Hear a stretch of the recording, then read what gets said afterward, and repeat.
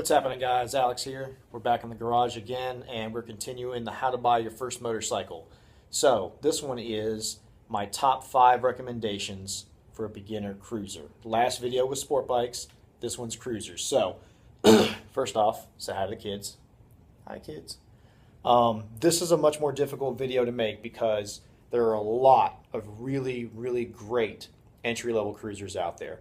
And I'll probably end up making more than one video for this. This video will be just my first 5 recommendations, the easiest ones to find. They should be all over the place, used, should be really easy. They're going to be cheap, they're going to be easy, they're going to be damn near indestructible. But these are going to be the top 5 best cruisers to buy if you are a complete beginner. Again, like the sport bike video, this is not as bad for cruisers because you can get a little bit bigger motor on a cruiser and it doesn't make as big of a difference as it does on sport bikes. But just like the sport bike video, if you guys have got riding buddies that have been riding for a long time, they're going to tell you, don't get a 250, don't get something like that, get a bigger bike because you're not going to be happy with it after a couple of months. And it's sort of true. If you buy a 250, when you get used to it, you're going to want a bigger bike. That's just how it works. But get the 250, get the 500, get something like that to start with because this is the bike you're going to learn on. You're going to learn, you're going to practice. When you're comfortable, trade it or sell it and get a bigger bike. I started with a 250. Now I've got this 1700 and something cc Victory, okay? 106 cubic inches. And I ride it just fine. I've had 1900 cc bikes. I've had all kinds of different stuff, guys. So get a 250, 500, get something on this list or get something similar. And then when you're comfortable, then get a bigger bike. So on to it. Top 5 beginner cruisers, okay? In no particular order. So the first one on the list has to be Honda Rebel 250. And I'll put pictures of them up in the middle of the screen here somewhere. Honda Rebel 250. Honda's been making this thing for a million years. Slight exaggeration there. It's indestructible. You can get them cheap all over the place. It's a little 250 twin cylinder.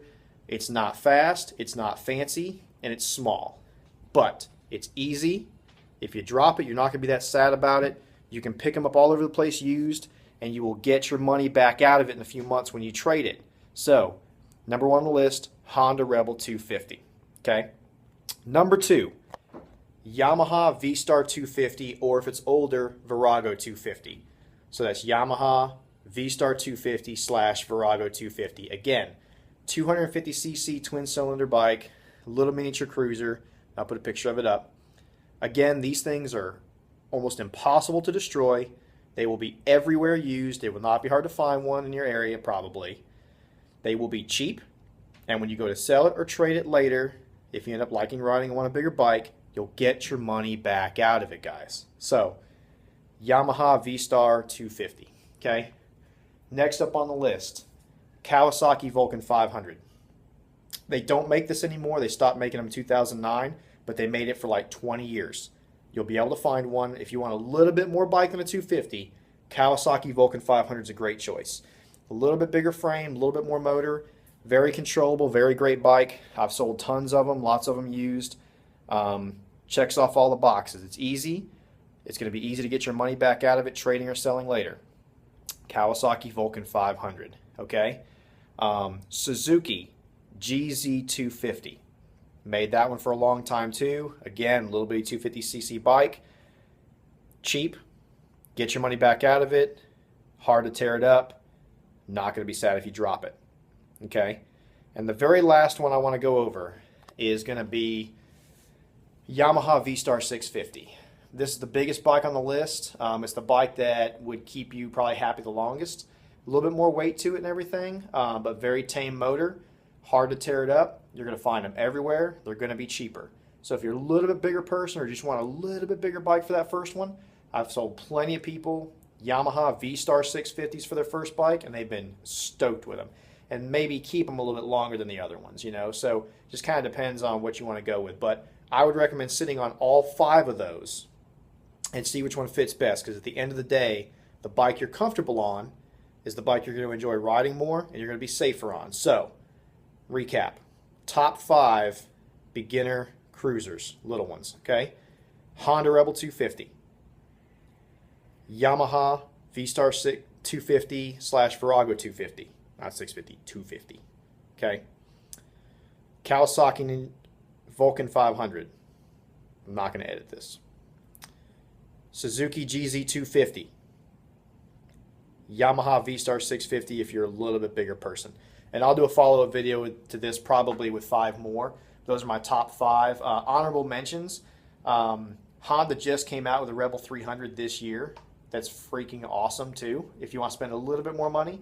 But I went with the Rebel 250 and some of these other bikes because they are bikes that will be on the cheaper end, used. And we already talked about you want a used motorcycle for your first one. They will be on the cheaper end and they will be everywhere, okay? So whether you're buying from a private party or whether you find a good shop in your area, a reputable shop, you're going to find them all over the place, okay? So go sit on those bikes. If none of those bikes feels right, find a different bike. Find a bike that feels right. But go sit on those 5 bikes. Take it easy, guys.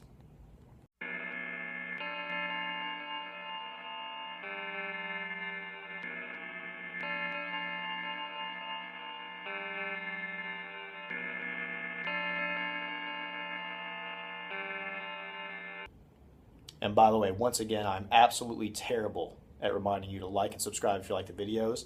I'll put out tons more. So stay tuned, like, subscribe. Thanks.